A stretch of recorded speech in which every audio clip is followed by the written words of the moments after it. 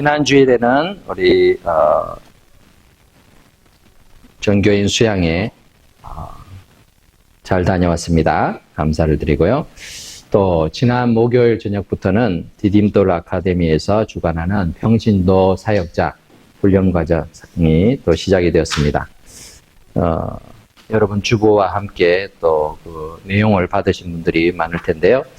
사역자 과정이다 하니까 부담이 되는 분들도 있고, 또 성도들 가운데서 나는 사역자가 아니다, 나는 그냥 교인이다, 이렇게 생각하시는 분들도 있는 것 같아요. 하지만 예수님을 구주로 믿고 신앙생활하는 모든 그리스도인들은 다 사명자이고 사역자입니다. 특별히 하나님께서는 우리를 교회로 불러주셨어요. 그래서 교회를 섬기다 보니까 교회에는 다양한 일에 우리가 봉사하고 헌신하고 있습니다. 예배위원, 예배에 직접적인 관련이 있는 일들 뿐만 아니라 안내하고 청소하고 또 다양한 역할과 직분을 맡아서 주님의 교회를 우리는 섬기고 있습니다. 그런 의미에서 우리 모두는 사역자들이죠. 그리고 주님의 일꾼들입니다. 근데 주님의 일꾼들로서 주의 일을 감당하기 위해서는 사명감이 있어야 하죠. 그냥 다른 사람들의 눈치나 체면 때문에, 자신의 체면 때문에 하는 봉사와 사역은 한계가 있습니다. 오래가지 못합니다. 그리고 사역을 감당하는 시간이 길어질수록 힘들어지죠. 왜 힘들어지느냐? 그것은 이게 사명이라고 생각하지 않으니까 힘든 거예요. 사명감과 함께 필요한 것은 교육과 훈련입니다. 이 사명의 어떤 것이고 어떻게 내가 이루어가야 되는가에 대한 교육이 필요하고 훈련이 필요하죠. 그런 것 없이 그냥 한 번의 열심 가지고 뭘 하겠다 하면요, 그 열심은 곧 시들어버리는 것을 우리는 종종 경험합니다. 그리고 훈련과 교육이 없이 주의 일을 하려고 하다 보면은 자신의 경험에만 의존하기가 쉽습니다. 자기가 예전에 경험했던 그런 신앙생활의 패턴, 교회 생활의 그런 다양한 그 방식들, 그것이 전부인 것처럼 자꾸만 거기에서 답을 찾으려고 하죠. 성경적인 원리를 자꾸 찾으려고 하는 것보다는 내 경험에 의존하다 보면은 사역을 하면서도 충돌이 일어날 수밖에 없게 되는 것이죠. 그렇다면 그리스도인으로서 우리는 어떻게 주의 일을 감당할 수 있을까요? 오늘 본문은 사도 바울이 3차 전도여행, 선교여행을 하고 예루살렘으로 돌아오는 중에 있었던 일을 기록하고 있습니다. 여러분들이 지도를 보시면은 이제 사도 바울이 3차 전도여행 했던 그 일정들이 나오고 있죠. 그래서 수리아 안디옥에서부터 출발했습니다. 수리아 안디옥은 지난번에 우리 튀르키예 지진이 일어났었죠. 그 지진이 가장 심하게 일어난 지역이 이 지역입니다. 여기에 있던 지금 교회들도 많이 훼손되었죠. 자, 거기에서 출발을 해가지고 이렇게 마게도니아, 아가야, 헬라 지역, 이 아테네, 고린도까지 왔다가 돌아가는 길이었습니다. 돌아가다가 어디를 들렀는가 하면 여기 밀레도라는 데를 지나갔어요. 밀레도라는 곳에서 에베소, 여기서 50km, 약 30마일 떨어져 있는 에베소라는 지역에 사도 바울이 예전에 들렀거든요. 2차 전도여행 때 들렀는데 가서 여기서 있는 교회 지도자들, 장로들을 불렀어요. 왜 불렀느냐 하면은 이 바울 일행이 에베소를 들르면은 시간이 너무 많이 지체될 것 같아요. 또 얼마나 만나고 싶겠어요. 복음을 전했고 교회가 세워졌는데 이 교인들이 이 바울 일행을 얼마나 만나고 싶겠어요. 만나면 또 한번 이야기꽃을 피우다 보면은 하루 이틀이 안 부족하죠. 그래서 빨리 오순절까지 맞춰가지고 예루살렘을 가려고 하다 보니까 아무래도 안 되겠다. 교회 지도자들만 좀 오십시오 해서 밀레도라는 곳에 와서 함께 교제하면서 사도 바울의 어떤 마지막 설교와 같은 고별수와 같은 그런 내용을 전하면서 기도 부탁도 하고 있습니다. 자, 이 본문을 통해서 사명을 따라 사는 인생, 사명을 따라 사는 그리스도인의 삶의 모습은 어떠할까를 살펴보려고 합니다. 첫 번째는 사명을 따라 사는 인생은요, 고달픈 인생이에요. 겸손과 눈물의 삶입니다. 19절 말씀을 같이 읽어보겠습니다. 시작. 곧 모든 겸손과 눈물이며 유대인의 관계로 말미암아 당한 시험을 참고 주를 섬긴 것과. 사도 바울은 사명을 따라서 살아갔던 인생이에요. 그는 처음에는 잘못된 사명을 따랐습니다. 근데 예수님을 믿고 보니 이 길이 아니었구나. 그것을 바로 깨닫죠. 그래서 그는 그의 사명의 방향을 다시 정합니다. 예수님이 나의 목표이다. 표대이다. 라는 것을 깨닫고 예수를 위해 사는 인생을 삽니다. 그에게도 훈련의 기간들이 있었습니다. 기도하며 준비해서 훈련받았습니다. 그리고 그 사명을 감당하기 위해서 이 수리아 안디옥에서 이 바나바와 함께 사역을 하다가 성령께서 인도하시는 대로 그런 전도 여행을 떠나게 된 것이죠. 많은 곳에 이방인의 빛으로 이방인을 복음으로 인도하는 일에 그의 사명을 감당하게 되었습니다. 그렇다고 해서 그는 유대인들에게 관심이 없었던 것이 아니죠. 모든 이방인 지역에 가도 한국인들도 외국에 가면은 한인교회, 한국식당, 한국 커뮤니티를 찾는 것처럼 그 역시 유대인의 회당을 찾아가서 거기서 유대인들 향해서 먼저 복음을 전합니다. 그런데 유대인들이 듣지를 않죠. 오히려 그 회당 속에 있던 헬라인들, 이방인들이 예수님을 믿게 되죠. 그래서 교회가 따로 세워지게 되는 일들이 있었습니다. 겸손과 눈물의 삶이다라고 사도 바울은 고백을 했는데요. 이것은 자신을 내세우지 않고 주님을 높이는 삶을 살았기 때문에 그렇습니다. 신앙생활을 하면서 여러분 주님을 위해서 눈물을 흘려본 적이 있으십니까? 아마 대부분은 있으실 겁니다. 나는 맞아 주님을 위해서 눈물을 흘려봤어. 예수님의 십자가를 생각하면서 그 고난을 생각하면서 내가 얼마나 울었는지 몰라. 근데요, 그 눈물은 어떻게 보면요, 동정심, 안타까움, 그런 것 때문에 흘릴 수 있는 눈물이기도 합니다. 그런데 대부분 우리가 신앙생활 하면서 눈물을 흘리는 경우들은 자기 문제 때문에 흘릴 때가 많죠. 내 자식을 위해서, 내 질병 때문에, 내 사업의 문제들 때문에 너무나 힘들어서 하나님 왜 나를 이렇게 어렵게 만드십니까? 이렇게 하며 눈물을 흘릴 때가 많습니다. 주님을 위해서 일하면서 애매히 당하는 고난, 고통, 그것을 통해서 눈물을 흘리는 경우들도 간혹 있습니다. 그런데 사도 바울은 어떻습니까? 사도 바울은 그가 당한 많은 대부분의 고난이 자기 일을 하다가 당하는 고난들은 거의 없었어요. 유대인의 회방, 그리고 살해 모의, 심지어 도래마다 죽은 줄 알고 내버릴 만큼 그런 혹사를 당하고 또 이렇게 박해를 당했지만 그는 자신의 성공을 위해서나 또는 자신의 이름을 드러내려고 하다가 그런 적은 없었습니다. 그렇게 했다면 덜 억울하겠죠. 주를 위해서 그렇게까지 낮추고 눈물을 흘리며 모진 고난과 역경을 감당했던 것입니다. 사명을 따라 사는 인생은요, 어떻게 보면 고달픈 인생이에요. 여러분들 가운데서 본능적으로 내가 사명을 쫓아서 가는 것이 힘들기 때문에 나는 안 해야 되겠다라고 생각하는 분이 있을지도 모르겠어요. 어쨌든 성경은 사명을 따라 사는 인생은 고달프다라는 걸 우리에게 분명하게 알려줍니다. 사도행전 5장을 보면 초대교회 당시 사도들이 예수님을 그리스도라고 증거하니까 그 당시 유대인이 최고 법정인 사내들인 공회에서 붙들어갔습니다. 잡아가서 재판하면서 협박을 하죠. 다시는 예수 이름 전하지 말아라. 그러니까 그렇게 사도들이 호락호락 말을 안 듣죠. 우리가 하나님을 기쁘게 하랴, 사람을 기쁘게 하랴. 이렇게 하면서 우리는 그렇게 할 수 없다. 복음 전하는 일을 멈출 수 없다. 라고 말하니까 어떻게 됩니까? 결국은 이렇게 채찍질을 당하고 그렇게 쫓겨납니다. 하나님께서 그래도 함께 역사하셔서 이들을 죽이지 못하게 했죠. 그들이 예수 이름을 위해서 고난당하면서도 그들은 기쁘게 그 사역들을 감당했은 걸 봅니다. 5장 40절 제가 읽고 41절 여러분들 읽고 같이 읽어보겠습니다.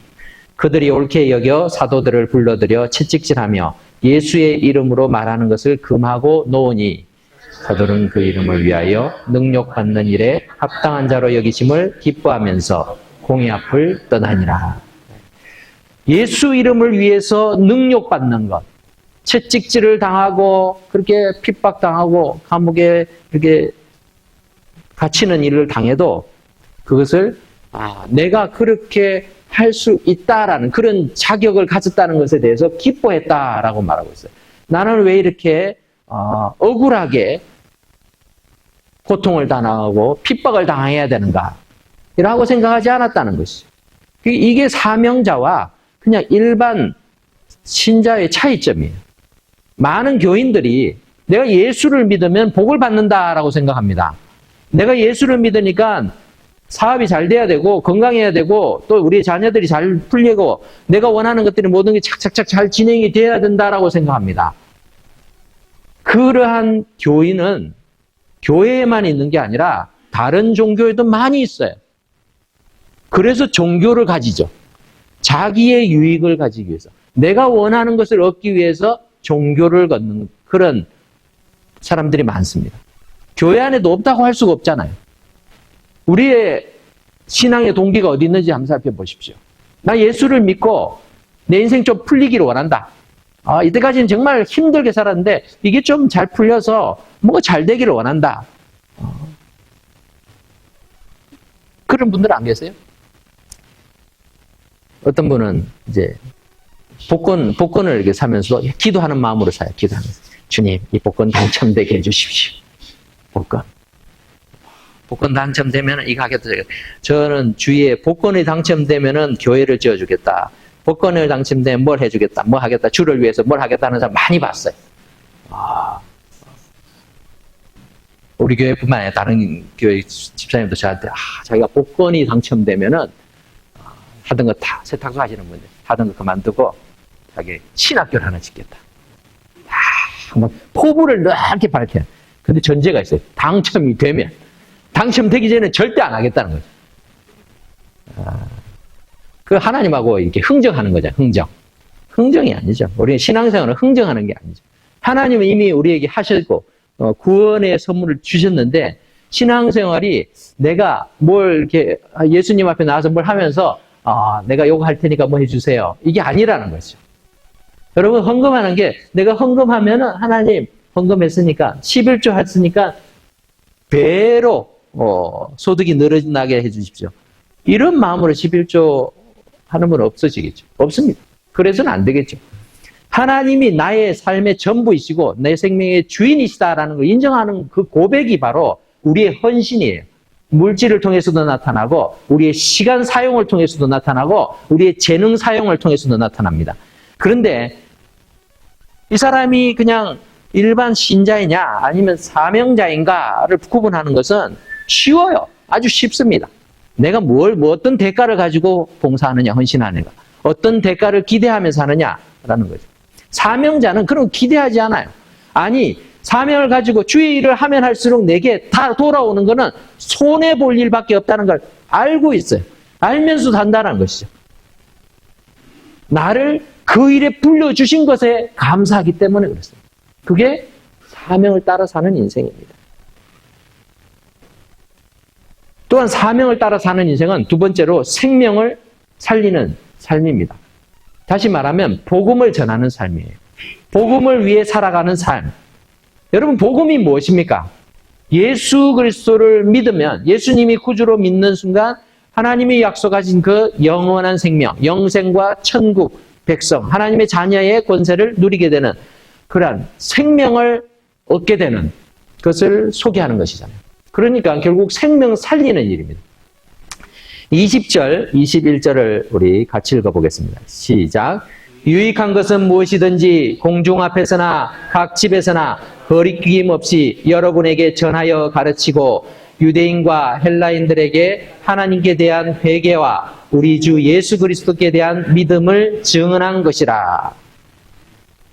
사명을 따라 사는 인생이 왜 값지냐 하면은 그것은 생명을 살리는 일을 하기 때문에 귀하고 값진 것입니다. 이 세상에서도요, 죽어가는 생명, 한 생명을 살리려고 하는 그 사람의 그 수고를 인정을 해줘요. 그렇죠?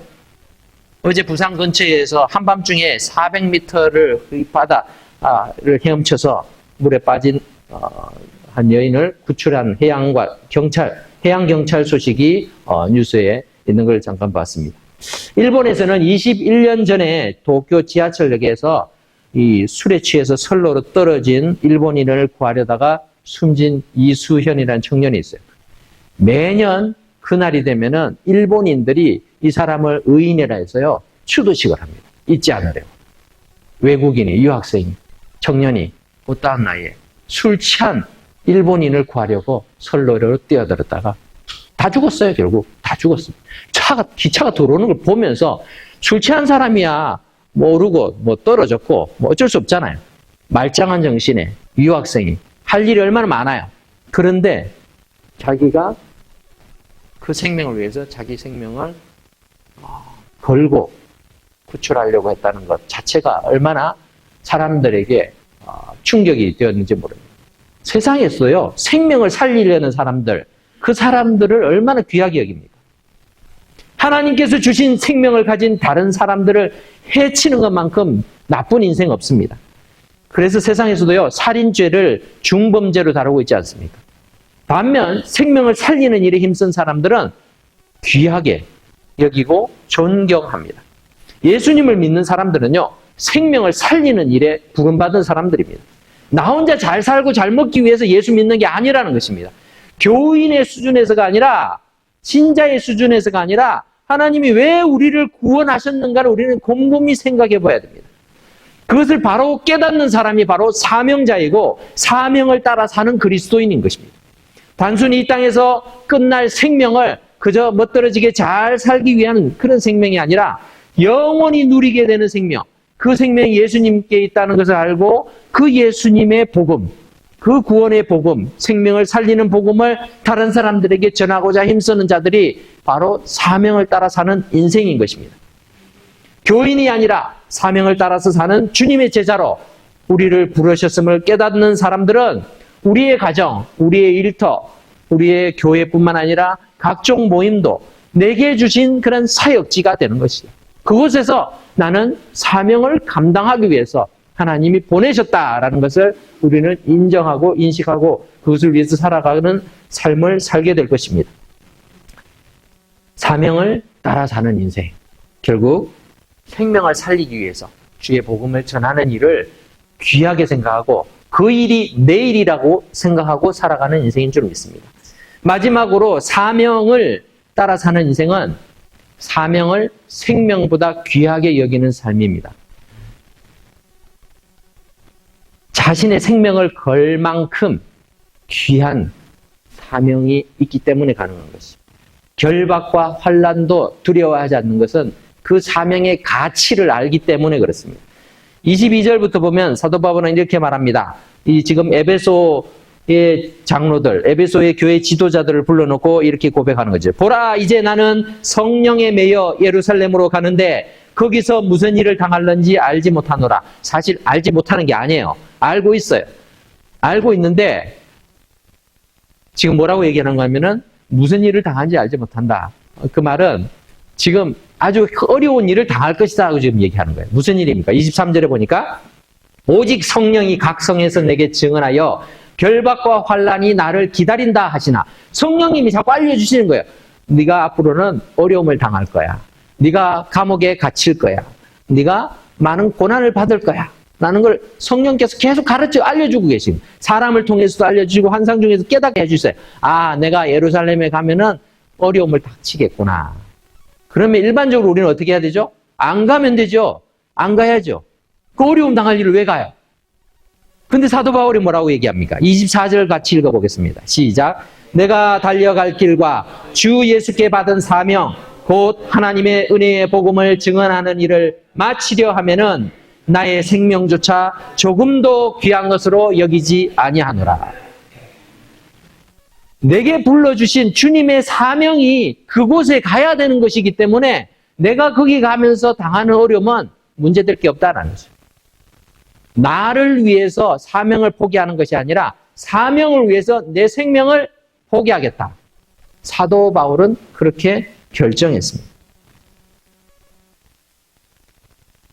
그가 예루살렘으로 가는 이유는 지금 전도 여행을 하면서 교회를 세우고 또 교회들을 이방인 교회들을 든든히 세우고 그러면서 예루살렘 교회가 많이 어려운 상황에 있었어요. 환난을 당하고 핍박당하고 경제적으로 참 어려웠어요.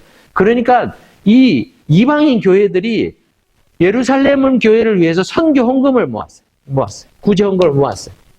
그래서 이것을 사도 바울을 통해서 전하게 했어요. 그러니까 자기는 거기를 가야 되는 거예요. 가서 교회를 도와야 돼요. 물론 다른 사람을 보낼 수도 있고 뭐 여러 가지 다른 방법이 있을 텐데 나는 내게 불러주신 사명이 이것이다 라고 생각했기 때문에 사도 바울은 그 일을 가게 됐습니다. 물론 성령께서 환란이 있으니까 가지 말라라고 했으면 안 갔겠죠. 그런데 환란이 있다라고 했지 가지 말라는 말씀은 안 했거든요. 그러니까 가는 겁니다. 어떻게 사명을 생명보다 더 귀하게 여길 수 있을까요? 여러분 그런 적이 있으십니까? 내게 주신 사명을 위해서 목숨을 바치는 그런 경우들을 본 적이 있습니까? 본 적은 많으시겠죠. 여러분 군인들은 사명을 따라 살죠. 명령을 따라 살고. 군인이 전쟁터에서 죽을 것이 뻔한데도 전쟁터에서 돌격앞으로 할 때 왜 나갑니까? 안 나가야 죽지 않는데 왜 나갑니까? 자기는 나라를 지켜야 되는 그런 사명을 가지고 있는 거예요. 그러니까 자기의 한 목숨을 희생해서라도 어쨌든 전쟁터에서 그 방어하고 또 승리해야지만 내 가족, 내 형제, 내 나라, 내 민족이 살 수 있으니까 그 사명을 위해서 생명을 바치는 것이죠. 재난을 당할 때에 재난 현장 속에 들어가는 사람들이 있습니다. 여러분 9/11 9.11 사건 때 우리가 많이 보지 않았어요.